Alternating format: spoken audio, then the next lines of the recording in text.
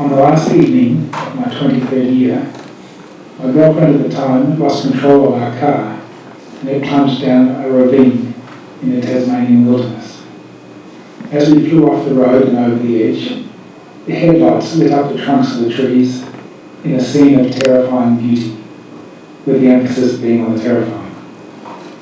Ever since I lay for hours in the pitch darkness, in the middle of nowhere, waiting for my girlfriend to find help, unable to move most of my body, and unable to feel anything below my chest, I've been trying to work out the meaning of the change in relation of my body to the world.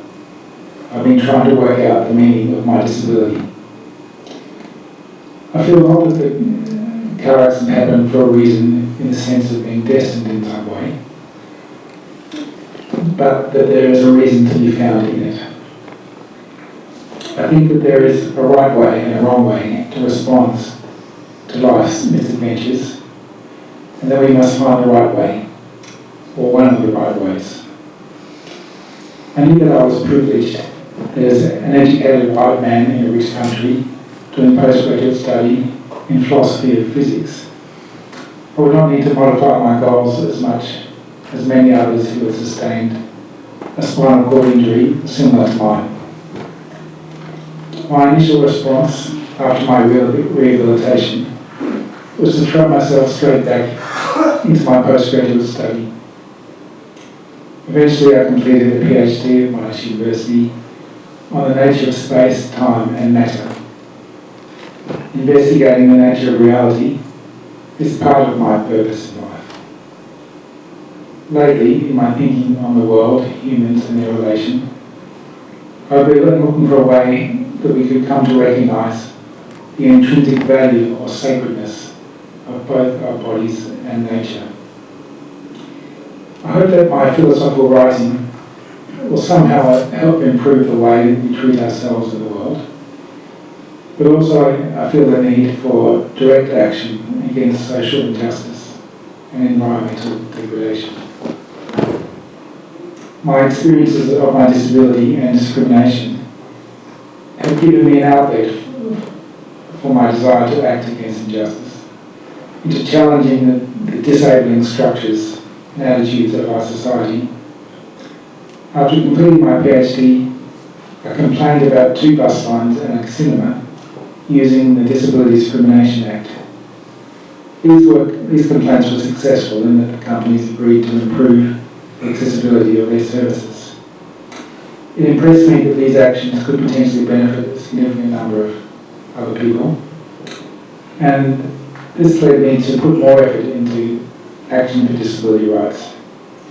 Along with a colleague, I took up a job of running disability-focused groups on what the participants thought should be addressed by the United Nations Convention on the Rights of Persons with Disability. I then travelled to New York with a disability organisation to assist with the negotiations of the text of the convention. It felt momentous but nerve-wracking to speak at the UN about disability access in front of perhaps 1,000 people from 100 nations. I continue to work with a local disability rights organisation, an advisory committee with a local council, and I'll choose to act locally rather than at a more global level, such as the UN, partly because I believe that in order to be directly responsive to local conditions and individual needs, decisions should be made as locally as possible. We need to strengthen local communities everywhere. I also participate in 2 local environmental groups.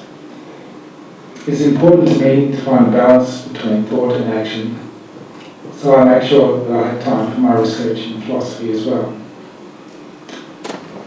My disability forms part of my identity.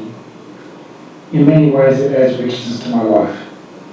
For example, in my dealings with the attendant carers I work with. Personal relationships give meaning to every life, and the care relationship is no exception to this. For me, just like for others, a major part of meaning comes from what we do to help others and leave the world a better place.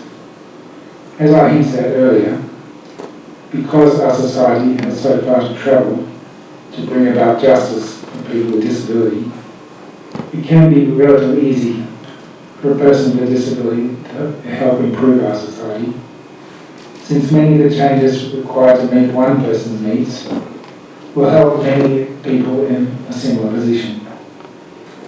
Ironically, this might give those of us with disability an advantage in meaningfulness. It might give us a superpower, if you like. However, I would happily forego this superpower in exchange for living in a society of real inclusion and equality.